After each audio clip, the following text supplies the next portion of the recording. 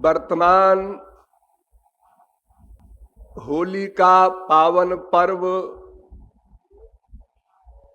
प्रेरित करता है कि हमारे विषय में ही प्रकाश डाला जाए।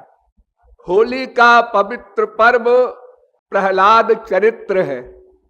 होली का पर्याय है प्रहलाद चरित्र। भक्त शिरोमणि प्रहलाद के विषय में जानना और प्रहलाद के आदेशों का अनुसरण करना, ये होली के पर्व का सिद्धांत माना जाना चाहिए। ये प्रहलाद कौन थे, इनके पिता कौन थे, उनके पिता के पिता कौन थे, प्रहलाद के पिता प्रहलाद से शत्रुता क्यों रखते थे, अनेक प्रश्न हैं। महाभागवत पुराण में 7वें स्कंध के प्रथम अध्याय से लेकर 10 अध्याय तक प्रहलाद चरित्र है।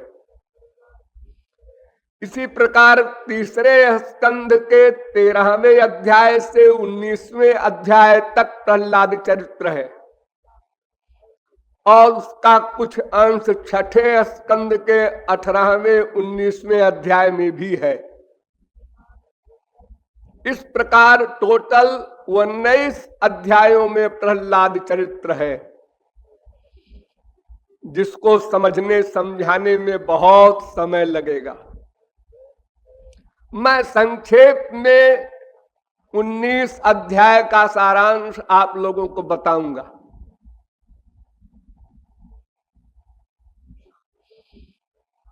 कुछ लोगों ने मुझसे कहा है कि भागवत ही सुनाइए। पिछली साधना में मैंने भागवत ही सुनाया था, रास पंचाध्यायी। उन लोगों को बहुत पसंद आया। उन्होंने कहा बहुत गूढ़ विषय न बोलिए, भागवत ही सुनाइए। सृष्टिकर्ता ब्रह्मा ने सोचा सृष्टि करनी चाहिए, क्योंकि भगवान का आदेश है। ब्रह्मा ने कई प्रकार की सृष्टि की, लेकिन विस्तार नहीं हुआ। तो ब्रह्मा ने सोचा मैथुनी सृष्टि करनी चाहिए। जैसे वर्तमान काल में स्त्री पुरुष के द्वारा संतान पैदा होती है, उसको मैथुनी सृष्टि कहते हैं। तो ब्रह्मा ने अपने ही शरीर को 2 रूपों में विभक्त करके एक मनु बनाया और एक शतरूपा बनाया। मनु पुरुष, शतरूपा उसकी स्त्री। ये मनुष्य शब्द जो आप लोग बोलते हैं, मनुज, मानव, ये सब मनु की संतान है, इसलिए ऐसा बोला जाता है। मनु से पहले भी ब्रह्मा ने सृष्टि की थी। सनकादिक परमहंस वगैरह बहुत से हुए थे, लेकिन सब बाबा जी हो गए। किसी ने सृष्टि करने की बात नहीं सोची, इसलिए उन्होंने स्त्री पुरुष 2 बनाया, मनु शतरूपा। और मनु शतरूपा इन दोनों ने मिलकर 5 बच्चे पैदा किए। मनु के 2 लड़के हुए, प्रियव्रत, उत्तानपाद। 3 लड़कियां हुई, उसमें एक का नाम प्रसूति। प्रसूति का विवाह कर दिया दक्ष प्रजापति से। दक्ष प्रजापति के 60 कन्याएं हुई। उन 60 कन्याओं में से 13 कन्याओं का विवाह कश्यप से कर दिया। उन्हीं 13 लड़कियों में से दो प्रमुख हैं, दिति आदिति। आदिति से सब देवता लोग पैदा हुए, दिति से कोई पैदा नहीं हुआ। तो 12 बहनों के बच्चे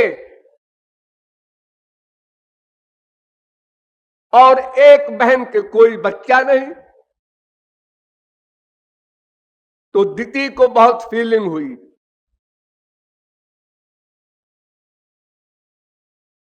बहुत फीलिंग हुई।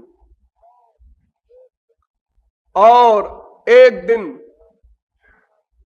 भगवान की प्रेरणा से कश्यप जी संध्या कर रहे थे, अग्निजिह्व यज्ञपति को खीर की आहुति दे रहे थे, और देने के बाद ध्यान करने लगे। उसी समय उनकी स्त्री दिति कामांध होकर कश्यप के पास गई और कहा, पतिदेव हम पुत्र चाहते हैं, सब बहनों के पुत्र हैं, सब हंस खेल रही हैं अपने संतानों से, और मैं बंध्या हूं, ये मुझसे देखा नहीं जा रहा। कश्यप ने कहा, ठीक है संतान हो जाएगी, अभी मैं ध्यान कर रहा हूं, अभी सायंकाल भी है, स्त्री मिलन का वर्जित समय है, बैठो अभी। लेकिन भगवान की प्रेरणा को कौन टाल सकता है। वो इतनी कामांध हो गई दिति कि बेश्याओं से भी आगे उसने कदम उठा लिया, कश्यप से लिपट गई। कश्यप क्रोध में तो थे, लेकिन उसकी इच्छा पूर्ति की। ये काम क्रोध लोभ मोह का वेग होता है, वेग शांत हो जाता है जब, तो वो पछताता है। तो जब काम का वेग शांत हो गया तो दिति घबराई कि मैंने तो बड़ा अपराध कर डाला, पति की आज्ञा का भी उल्लंघन किया और सायंकाल के समय सहवास का निकृष्ट कर्म किया। भगवान शंकर रुष्ट हो गए होंगे।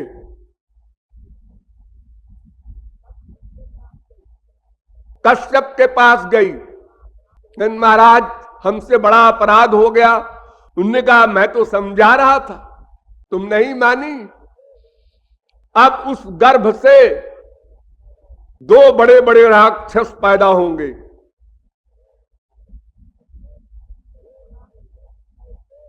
वो राक्षस त्रैलोक के विजयी होंगे, साधारण नहीं। उनका नाम होगा हिरण्यकशिपु, हिरण्याक्ष। तो हिरण्याक्ष छोटा भाई है, हिरण्यकशिपु बड़ा भाई है। हिरण्याक्ष के 9 पुत्र हुए, शकुनी, शंबर, धृष्ट, भूत संतापन, वृक, कालनाभ, महानाभ, हरिश्मश्रु, उत्कच।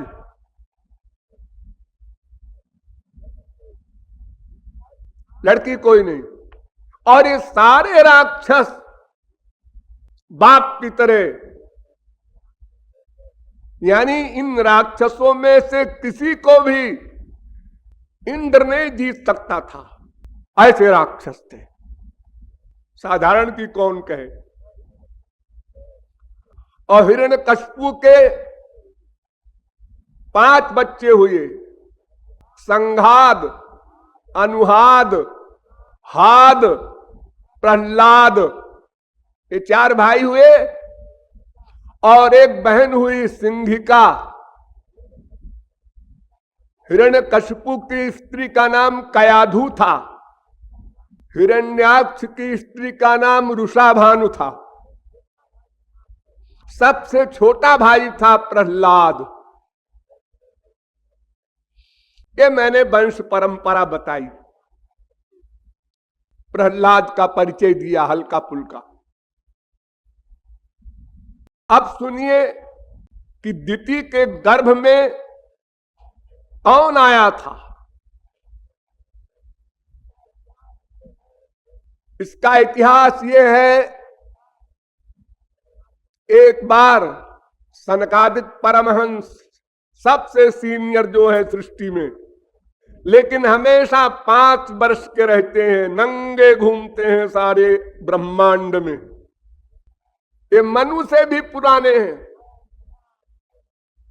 और सदा ब्रह्म चिंतन में लीन परमहंस स्वरूप में रहते हैं।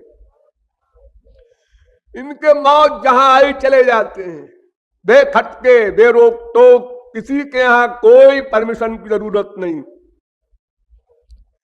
एक दिन इनकी इच्छा हुई बैकुंठ में जाने की। चारों भाई चल दिए।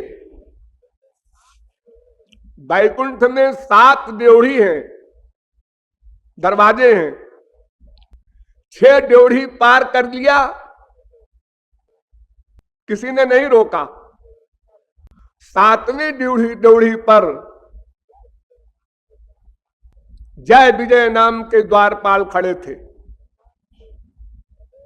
ये भगवान के सर्वोच्च पार्षद थे, महापुरुषों के दादा।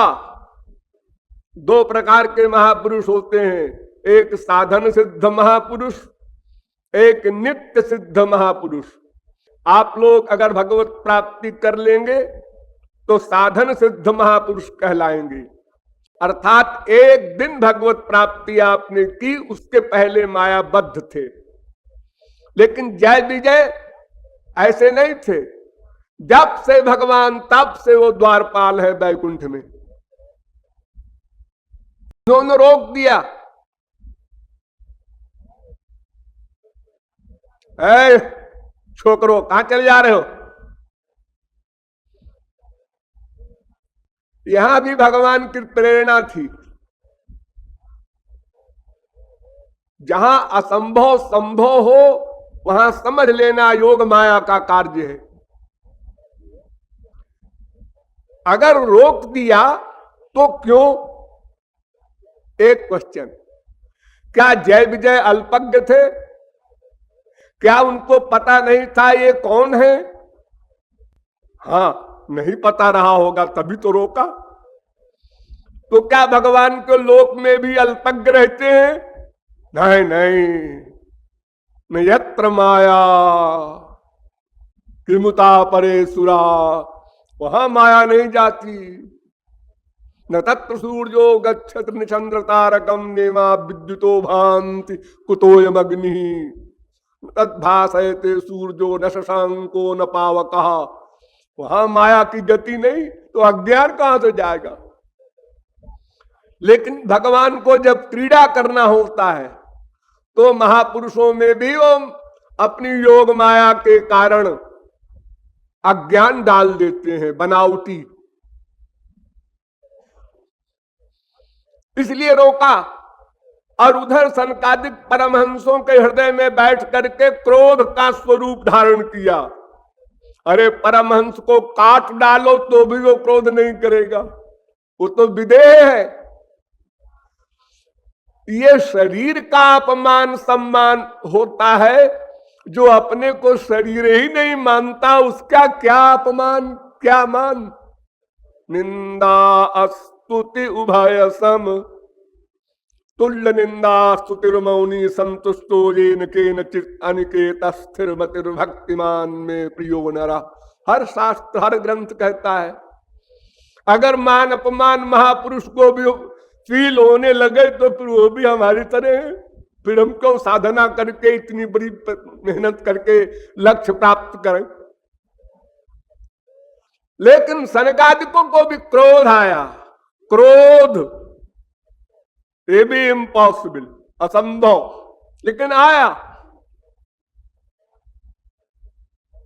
भगवान असंभव को संभव करते हैं, कर्तुम अकर्तुम अन्यथा कर्तुम समर्थ है। जय विजय का रोकना ये भी असंभव, सनकादिक का क्रोध करना ये भी असंभव, लेकिन दोनों हुआ। और सनकादिकों ने कहा तुम भगवान के लोक में रहने लायक नहीं हो, इसलिए तुम राक्षस होकर संसार में जाओ। शाप दे दिया।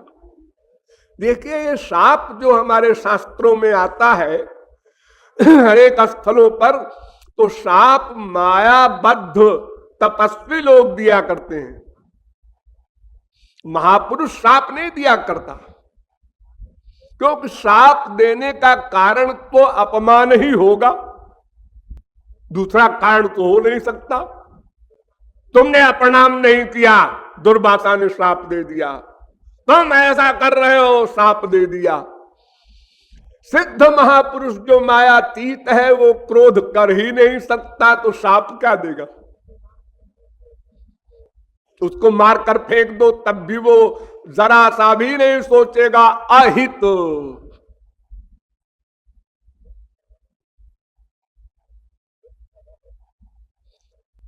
लेकिन ये सब हुआ, श्राप दे दिया।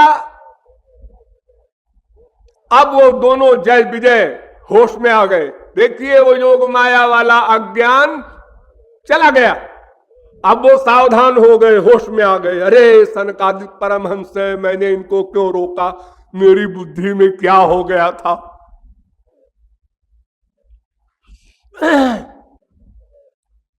वो रोने गिड़गिड़ाने लगे, महाराज हमसे अपराध हुआ। इतने में भगवान अपने आसन से उठकर जोड़ी तक आ गए, लक्ष्मी सहित, और सनकादिक परमहंसों को प्रणाम किया और कहा महाराज यहां जो कुछ हुआ मुझे पता है। अरे तुम्ही ने तो करवाया है, पता क्यों नहीं होगा?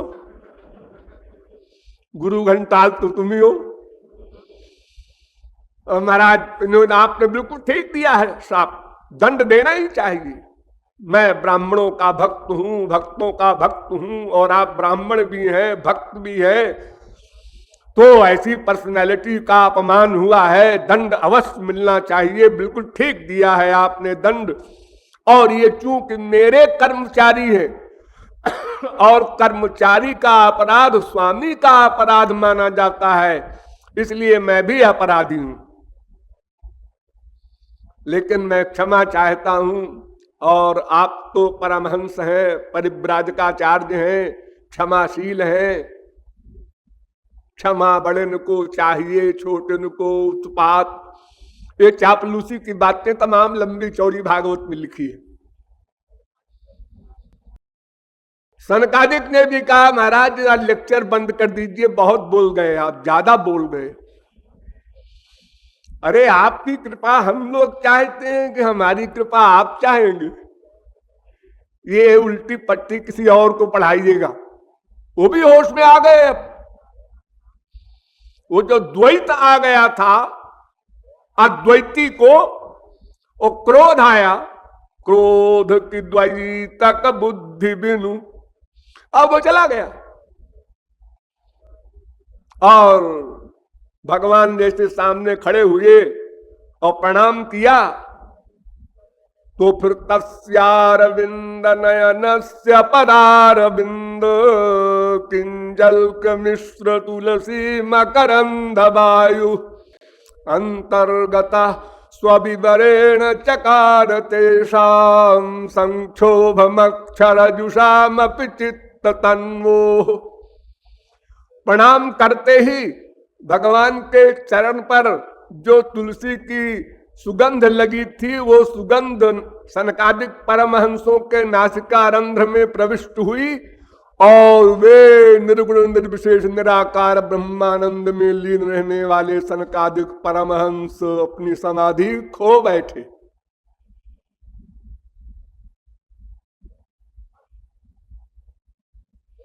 अस्तु। फिर सनकादिक परमहंसों ने भगवान से कहा महाराज अब तो हमने श्राप दे दिया और कहिए तो मैं वापस ले लूं। उन्होंने कहा नहीं नहीं वापस नहीं ले सकते, लेकिन ये है कि इनको रियायत कर दी जाए, 3 जन्म के लिए इनको राक्षस बना दिया जाए, उसके बाद मेरे पास फिर आ जाएंगे और गेट कीपर हो जाएंगे। यानी सर्विस से निकाले नहीं गए, मुअत्तल किए गए हैं, सस्पेंशन है। लाइन हाजिर होते हैं जैसे पुलिस वाले, बस इतना कहकर भगवान अपने लोक को चले गए। सनकादिक भी अपना विचरण करने लगे और जय विजय। ठीक है, उस समय की बात हुई जिस समय दिति और कश्यप का संपर्क हो रहा था। तो गर्भ धारण में ये जय विजय दोनों प्रविष्ट हो गए दिति के पेट में। अब दिति को ज्ञात तो हो गया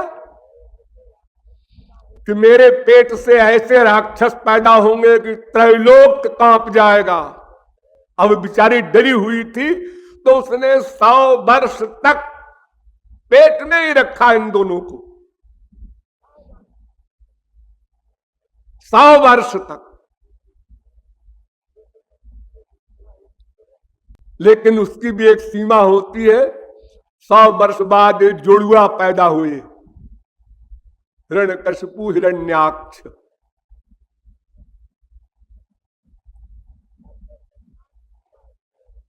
इधर ये सब कांड हुआ और वो हिरण्याक्ष और हिरण्यकशिपु ब्रह्मा की तपस्या करके बड़े बलवान हो गए।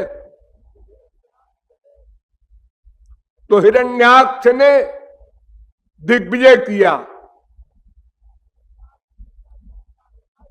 हिरण्याक्ष इतना लंबा था कि उसका मुकुट स्वर्ग तक पहुंच गया और पृथ्वी पर जब पैर रखे तो पृथ्वी डगमगाती थी। वो टहलते हुए स्वर्ग गया, सारे देवता इंद्र सब भाग गए। उसने कहा मुझे युद्ध करने की इच्छा है, किससे लड़ूं? कोई न मिला, समुद्र में कूद पड़ा और समुद्र की लहरों से युद्ध करने लगा। फिर रसातल चला गया। पाताल में कुबेर रहते थे, कुबेर को देखा, ने कहा हाँ ठीक है तुम मिल गए। अरे भाई ऐसा है कि मैंने तुम्हारी बड़ी तारीफ सुनी है, तुमने सारे दैत्यों को मार करके यज्ञ किया था एक बार, तो आज हो जाए हमारी तुम्हारी। उसने इतना विराट रूप देख कहा महाराज हम आपके क्या सामने खड़े होने लायक नहीं है, ये तो आपकी कृपा है जो हम खड़े हैं। आपकी तो आपके लिए तो वही वैकुंठाधिपति जो भगवान है ना, वही लड़ सकते हैं आपसे। और ठीक भी है, महापुरुष की पावर भगवान के बराबर होती है। जय विजय को श्राप दिलवाया इसीलिए कि भगवान को युद्ध करने की इच्छा हुई थी, भुजा में खुजाल चली थी। उन्होंने कहा किससे लड़े? ब्रह्मा भी कमजोर, शंकर भी कमजोर, अब मेरे सिवा दूसरा भगवान है नहीं, ये महापुरुष लोग तो मेरे ही बराबर है, इसलिए जय विजय को श्राप दिलवा करके राक्षस बना दो, फिर होगा हमारा उसका युद्ध। तो अब हिरण्याक्ष परेशान कि भगवान गया कहां, वैकुंठ छोड़कर गायब हो गए भगवान भी। तो नारद जी के पास गया, उनने कहा अरे बाबा जी तुम तो त्रैलोक में घूमते हो, वो विष्णु कहां है इस समय? उनने कहा अरे वही तो है जहां से तुम आ रहे हो, रसातल में। किस्सा ये हुआ था कि जब ब्रह्मा जी ने मनु शत्रुपा को पैदा किया तो उन दोनों से कहा सृष्टि का विस्तार करो। उनने कहा पिताजी जो आज्ञा हो हम करने को तैयार हैं, लेकिन हम अपनी परिवार को, संतान को, प्रजा को कहां बसाएंगे, क्योंकि महाप्रलय में तो ये पृथ्वी रसातल में चली जाती है, पानी ही पानी रहता है। तो ब्रह्मा के पास गए, महाराज पृथ्वी तो आप कहीं से लाइए, हम सृष्टि क्या करें, कैसे करें, कहां पर लोगों को बसाएंगे। ब्रह्मा भी परेशान, हम क्या करें। इतने में ब्रह्मा की नाक से एक मच्छर के बराबर सुअर निकला और बाहर निकलते ही वो हाथी के बराबर हो गया। ये 12 अवतार बता रहा हूं, शुक्रा अवतार भगवान का। और दहाड़ करके आसमान में छलांग मार करके और समुद्र में कूदे भगवान, और रसातल से पृथ्वी को उठा करके अपने थूथुन पर ला रहे थे। उसी समय मुठभेड़ हो गई हिरण्याक्ष से। वो ढूंढ ही रहा था और नारद जी ने बता दिया कि इस समय पृथ्वी का उद्धार करने के लिए वो रसातल गए हुए हैं, तुम्हें वहीं पर उनसे मिल लो और अब अपना निपट लो। जोड़ी अच्छी है। अब भगवान पृथ्वी को लिए हुए और उधर से वो ललकार रहा है, ए सुनता नहीं, बहरा है क्या, मैं युद्ध करने के लिए आया हूं। भगवान कुछ बोल नहीं रहे, भाग रहे हैं, जैसे कोई कमजोर आदमी भागे, क्योंकि बोझा भी लिए हैं पृथ्वी का। वो भागते गए और वो व्यंग बोलता रहा, अरे डरपोक भागता क्यों है, अरे खड़ा होकर मेरी बात तो सुन ले, नहीं युद्ध करना है तो हार मान ले। भगवान सुनते हुए भी अनसुना कर दिए और ऊपर आए, आकर के एक जगह पृथ्वी को स्थापित कर दिया अपनी योग माया के द्वारा, और पीछे मुड़ के देखा तो हिरण्याक्ष का विराट रूप। वो भगवान ने कहा क्या है, क्या बकबक कर रहा है, अरे मैं युद्ध करने आया हूं, तूने तमाम दैत्यों को मार करके देवताओं का पक्ष लिया है हमेशा, इसलिए तुझको मार करके हम उन सब का बदला लूंगे। भगवान ने कहा अरे भाई हम तो डरपोक हैं, अभी तुम कह रहे थे तो डरपोक आदमी क्या युद्ध करेगा, हम तो वध करेंगे तुम्हारा। विष्णु चाहे युद्ध करके तुम मरो, चाहे सीधे सीधे आके मर जाओ, हम छोड़ेंगे नहीं तुमको आज। ऐसा कह करके उसने भगवान के छाती में गदा मारी, वज्र गदा। सोचो जब वो स्वर्ग तक लंबा है तो गदा कितनी बड़ी रही होगी। भगवान की छाती में मारा। भगवान को क्या असर होना है, जैसे कोई किसी के ऊपर गुलाब की पंखड़ी फेंक दे। आखिरकार भगवान ने भी गदा को बुलाया। अब दोनों का युद्ध हुआ, अब दोनों लहूलुहान। भगवान ने गदा मारी और हिरण्याक्ष ने गदा से गला को काट दिया। भगवान खिसिया के खड़े रह गए। भौं पे गदा मारी भगवान ने, उसको काट दिया। टोढ़ी पे गदा मारी तो उसने गदा से उस गदा को ऐसे जोर से मारा कि गदा नीचे गिर गई, हाथ से छूट गई। अब निहत्थे थे ठाकुर जी, लेकिन हिरण्याक्ष ने प्रहार नहीं किया। उन्होंने कहा उठा गदा फिर से, शस्त्रहीन शत्रु पर हम हमला नहीं करते, अधर्म है। भगवान मुस्कुराए कि धर्म को मानता है, हाँ, जानता है धर्म क्या है अधर्म क्या है।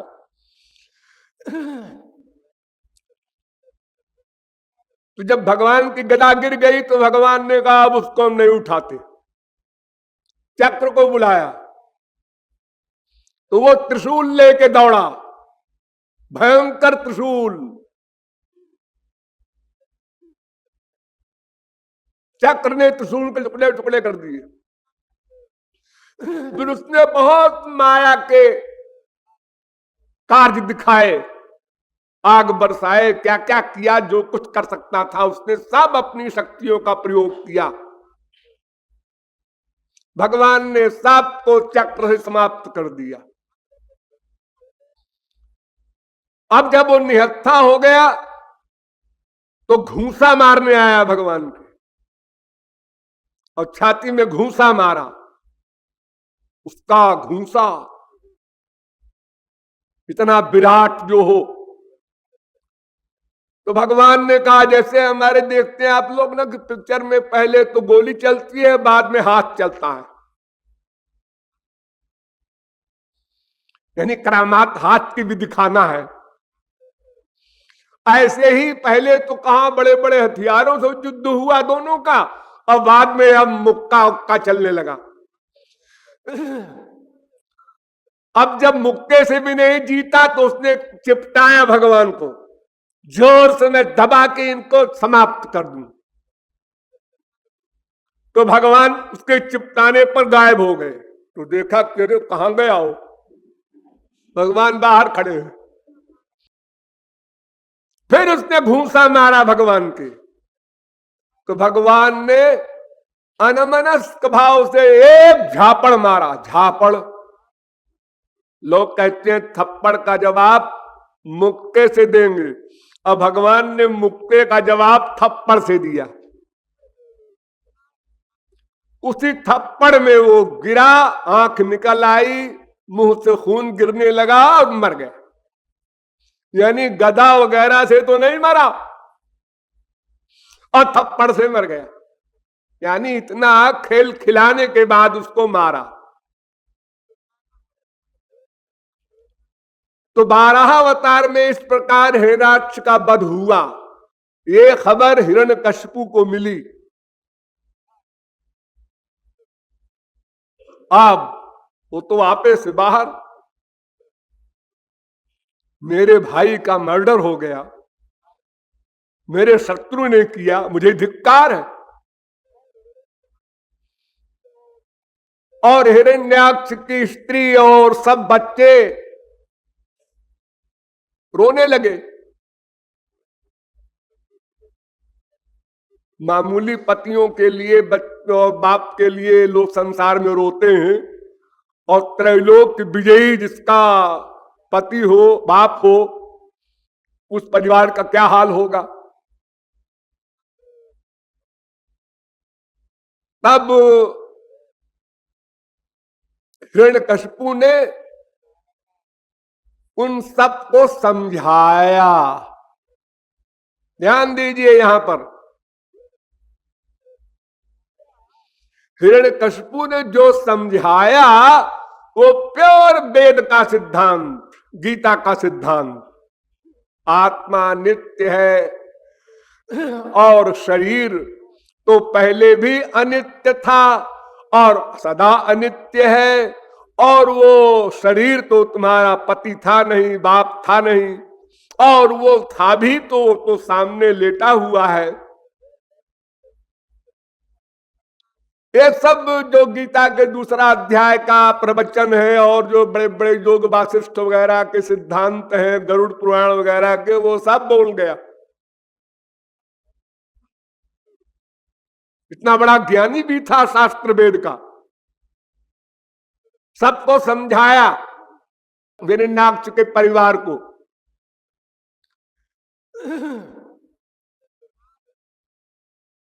और समझाने के बाद उसने निश्चय किया कि अगर मैं युद्ध करने जाता हूं तो मुझे भी मार डालेगा, क्योंकि हिरण्याक्ष तो मुझसे कम नहीं था, दोनों की बराबर शक्ति थी। इसलिए हमें बुद्धिमानी से काम करना चाहिए। उसने कहा तप करेंगे, तप, और तप के द्वारा अमरत्व का वरदान लेंगे, फिर उसको चैलेंज करेंगे। ये सब प्राइवेट करेंगे। उसी समय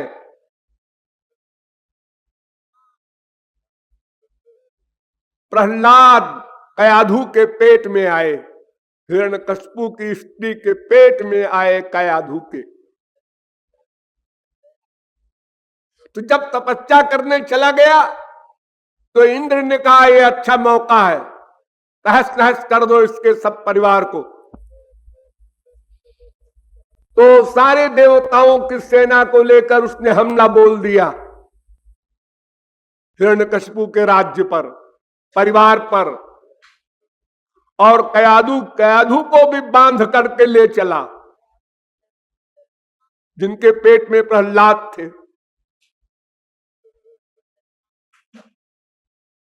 लूटा खसोटा सब, महल के जितने भी शानदार चीजें थी सब ले गया।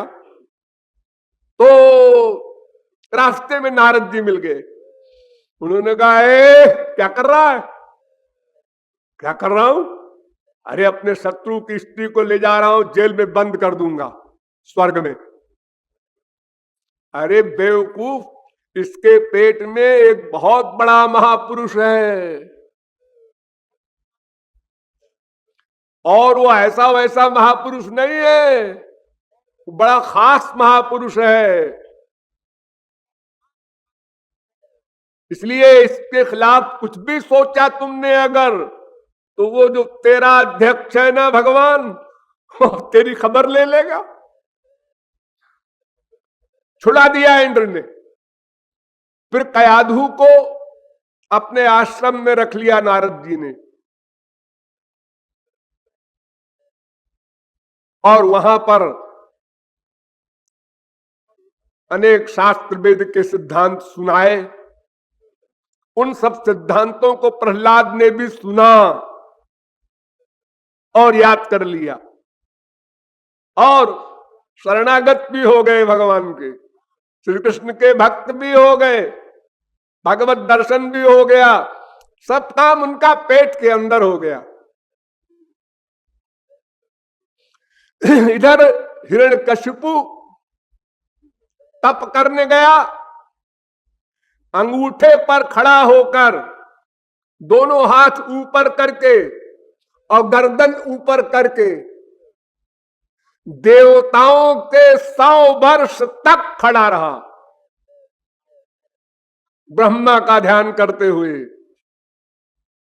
6 महीने की रात होती है देवताओं की, और 6 महीने का दिन होता है, यानी 1 साल बराबर 1 दिन के, और 100 दिव्य वर्ष उसने तप किया और पानी भी नहीं पिया। निरंबुर धारे प्राणान को वै दिव्य समास्ततम, भागवत। दिव्य 100 वर्ष तक निरंबु रहा, जल भी नहीं पिया,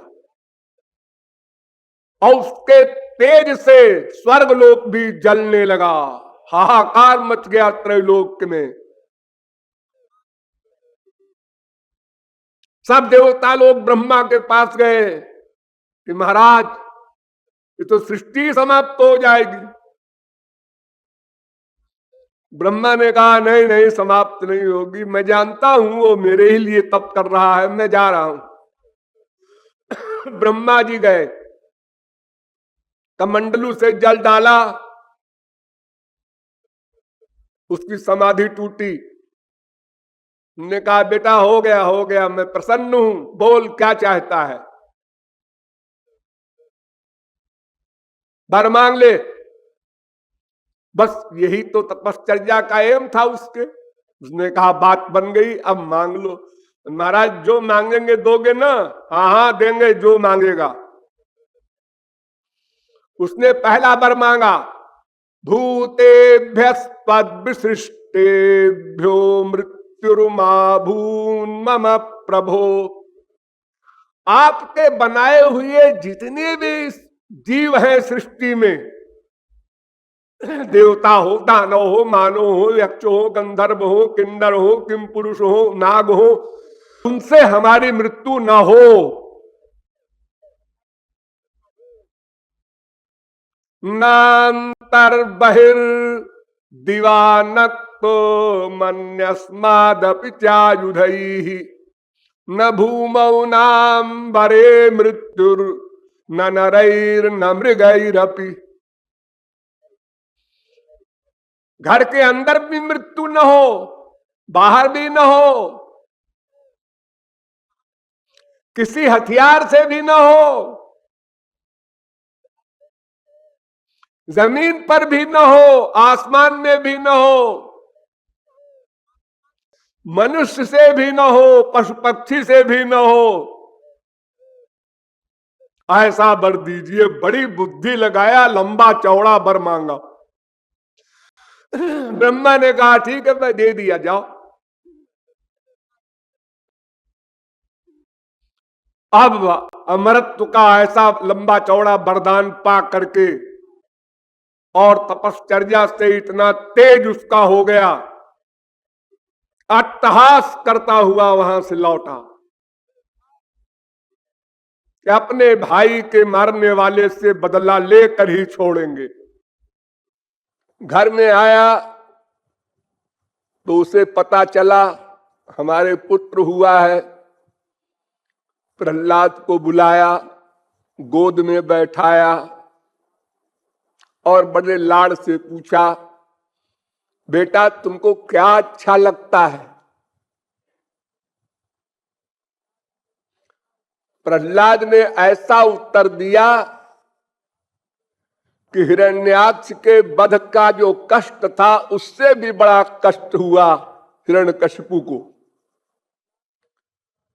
प्रहलाद ने मुस्कुराते हुए कहा, बनंगतो यद्धरिमाश्रयेत। पिताजी,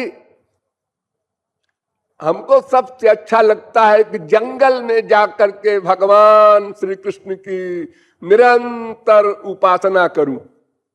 जो जन्मजात शत्रु है उसका बेटा उपासना की बात करे। हिरण्यकशिपु क्रोध में अंधा हो गया और गुरु के पुत्रों को बुलाया। षंड, अमर्क, ये दो शुक्राचार्य के पुत्र थे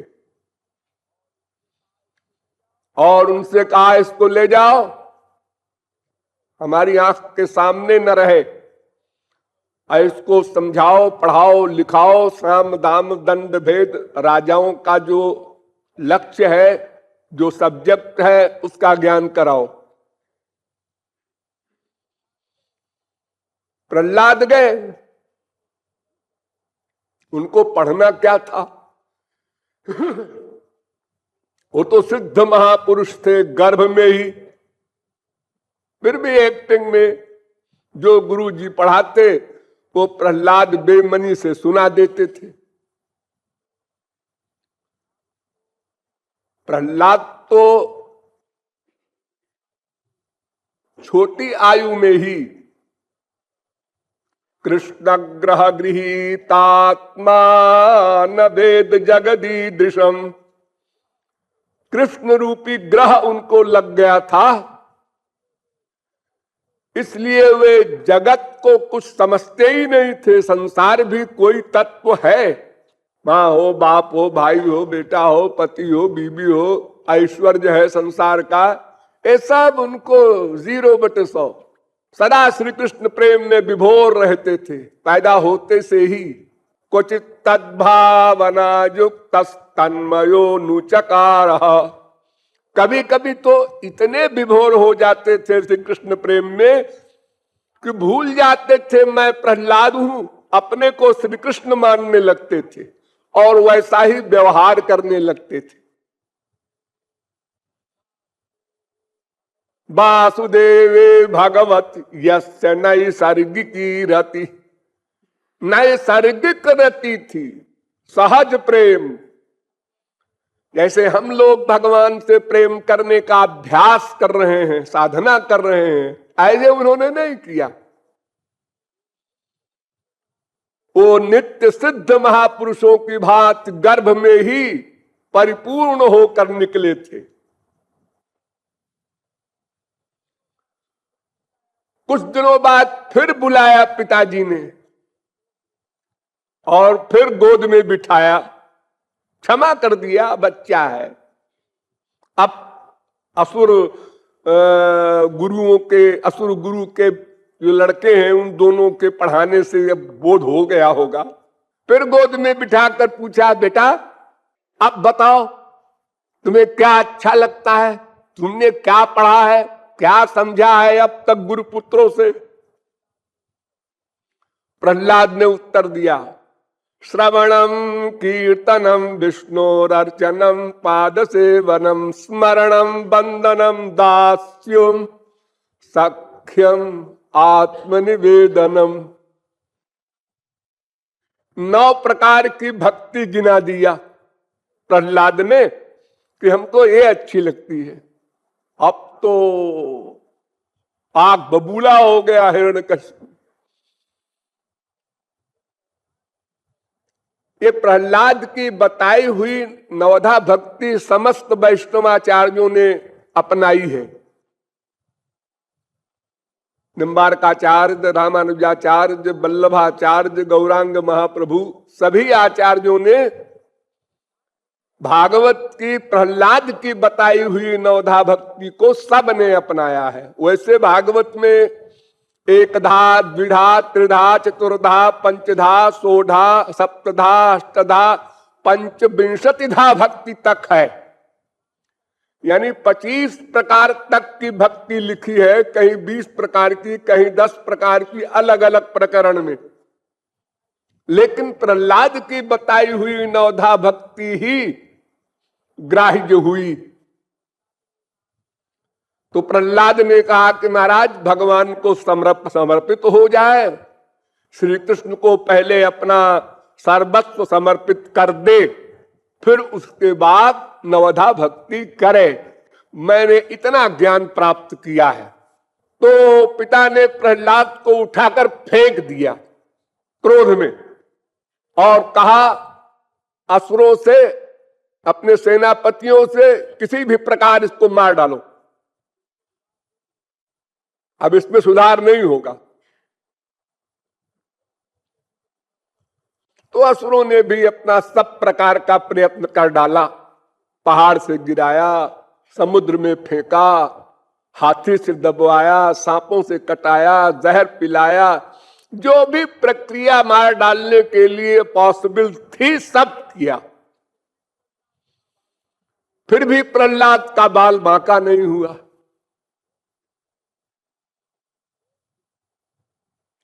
एक दिन गुरुपुत्रों ने कहा कि महाराज इसका तो कुछ संस्कार ही विचित्र है, कितने समझाओ कुछ सुनता ही नहीं है, मानता ही नहीं है।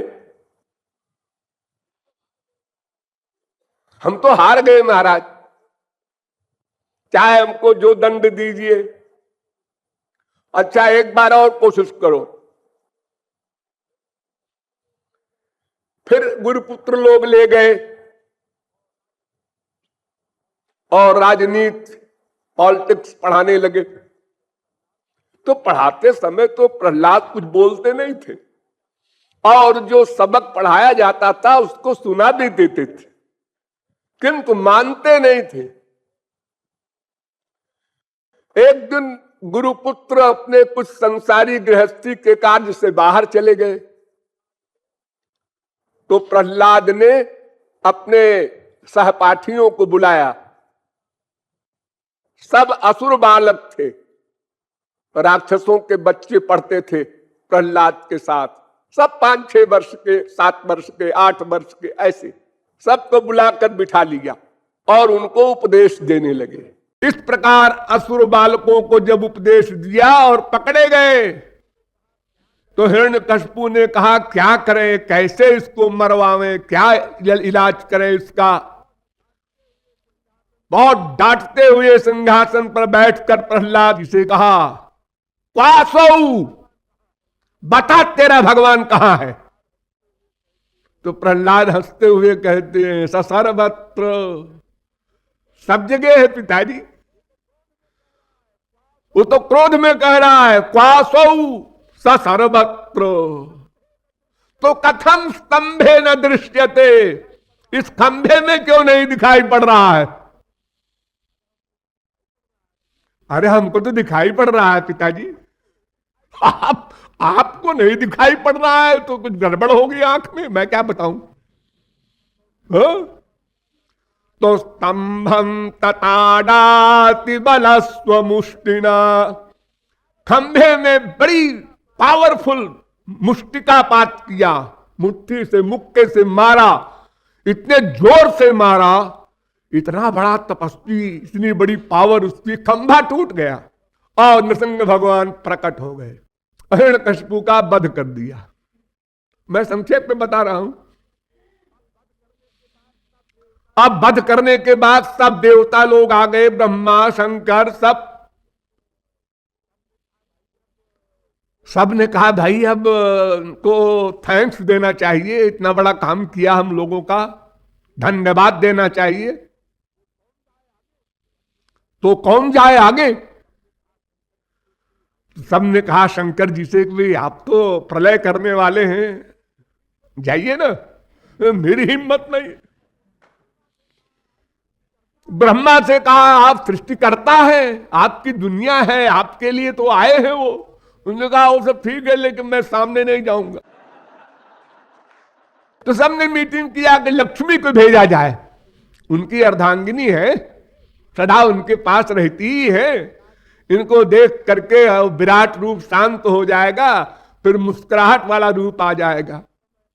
लक्ष्मी ने कहा भाई इस समय मैं आप लोगों की बात नहीं मान सकता, मेरी हिम्मत नहीं है जानने की, वो स्वरूप देखा नहीं जा रहा है मुझसे। अनंत कोटि सूर्य के समान प्रकाश, सब हार गए। तब नारद जी ने एक तरकीब सुझाई, उन्होंने कहा भाई देखो ये सब घपड़ सपट ठीक नहीं है, बड़ी बदनामी की बात है कि मृत्युलोक में इतना बड़ा काम किया भगवान ने और कोई उनकी स्तुति न करे, अभिनंदन न करे। प्रहलाद को भेजो। प्रहलाद के पास गए, कहन बेटा तुम्हारे पिता को मार करके भगवान तुम्हारे वो जो है ना श्री कृष्ण वो खड़े हैं, उनसे जाओ ना उनके पास। वो चले गए लेफ्ट राइट, 5 वर्ष के तो थे ही। जब वो चले गए तो नृसिंह भगवान का जो स्वरूप विराट था, वो आंखों की माला पहने हुए, खून में लथपथ सब नाखून, प्रहलाद को देखकर मुस्कुराने लगे और कहा वरम वृणी स्वाभिमतम काम पूरोस्म्य हम नृणाम। बेटा वर मांगो, जो कुछ मांगो मैं सब देने को तैयार हूं। सब मांगते हैं, तुम भी मांगो बेटा। प्रहलाद ने कहा अच्छा, बेवकूफ बनाना शुरू हो गया इनका। कहते हैं वर मांगो। तो प्रहलाद ने कहा यस्त आशीष आशास्ते न सभृत्य सवै बणिक। महाराज जो कुछ कामना लेके जाए दास स्वामी के पास, तो वो दास नहीं है, वो तो बनिया है। ऐसा व्यापार तो हमारे संसार में रोज होता है। हमने 10 रुपया दिया और कहा 10 रुपये की मिठाई दे दे, हमने मिठाई दे दिया, हम चले आए, बिजनेस है। यदि राशीष में कामान वरांस्पम वरदर्शभ कामानाम हृदय संरोहम भवतस्तु वृणे वरम। अगर महाराज आप देने चाहते हैं, आपका आग्रह है कि मेरी आज्ञा है, मांगना पड़ेगा। अगर ऐसा कोई सीरियस आदेश हो तो महाराज फिर ये वर दीजिए कि मैं आपसे कभी कुछ न मांगू। ऐसा मेरा अंतःकरण कर दीजिए कि कभी मांगने की बुद्धि ही न पैदा हो। वर्तमान में तो नहीं है महाराज, लेकिन आगे भी न हो। ऐसा वर दे दीजिए। क्यों कि अहं त्वकामस्त्वद् भक्तस्त्वंच स्वाम्य नपाश्रय। मैं तो अकाम हूं, मैं सेवा चाहता हूं, मैं कुछ मांगने नहीं आया। और आपको भी हमसे कुछ नहीं चाहिए, फिर आप मुझसे क्यों कहते हैं मांग। इंद्रियाणि मन प्राण आत्मा धर्मो धृतिर्मति ह्री श्री तेज स्मृति सत्यम यश्च नश्यन्ति जन्मना। महाराज ये कामना ऐसी बुरी चीज है कि अगर कामना पैदा हो गई तो इंद्रियां, मन, प्राण, आत्मा, धर्म, धैर्य, लज्जा, श्री, तेज, सत्य सब नष्ट हो जाते हैं। तो महाराज कामना की बीमारी मुझको नहीं है, इसलिए मुझे ऐसा वर दीजिए कि बस कामना कभी पैदा ही न हो। नृसिंह भगवान मुस्कुराने लगे। उन्होंने कहा अच्छा अच्छा ठीक है, अब आज्ञा सुन। क्या आज्ञा दे रहे हैं? अथापि मन्वन्तरमेतदत्र दैत्याश्वराणामनुभुङ्क्ष्व भोगान्। एक मन्वंतर राज्य कर, 43,20,000 वर्ष का 4 युग, 71 बार 4 युग बीत जाए तो एक मनवंतर, यानी हम लोगों के हिसाब से लगभग 30 करोड़ वर्ष तक राज्य करो आज्ञा। अरे आज्ञा भी तो इतनी लंबी करोड़ों वर्ष राज्य करो। हां करो, और देखो अपने बाप का श्राद्ध भी करो। कुरुत्वम प्रेत कर्माणि पितुः पूतस्य सर्वशः। अरे महाराज मेरे पिता तो आपके लोग पहुंच भी गए। हाँ ठीक है पहुंच गए हो, तो मेरा स्पर्श हुआ है, मैंने मारा है, मेरे लोग तो गए हैं हो, लेकिन फिर भी श्राद्ध करो संसार के आदर्श स्थापन के लिए। अब सब आ गए ब्रह्मा वगैरह पास में, क्योंकि अब नॉर्मल हो गए थे ना। तो ब्रह्मा से कहा है इधर आओ। महाराज क्या आज्ञा? मैवं परोसुराणां ते प्रदेज पद्म संभव। भविष्य में ऐसा वर्ण दिया करो राक्षसों को, समझे? सॉरी महाराज सॉरी, तुम लोग भर दे देते हो, अब परेशानी मुझको उठानी पड़ती है। इतना लंबा चौड़ा वर दे दिया उसको, भला बताओ मेरे अगर इतने सर्वज्ञता आदि के कीटाणु न होते मस्तिष्क में तो हम कैसे मारते इसको। हाँ ऐसा कहकर भगवान वहीं अंतर्धान हो गए, और सब लोगों ने कहा बोलिए वृंदावन बिहारी लाल की।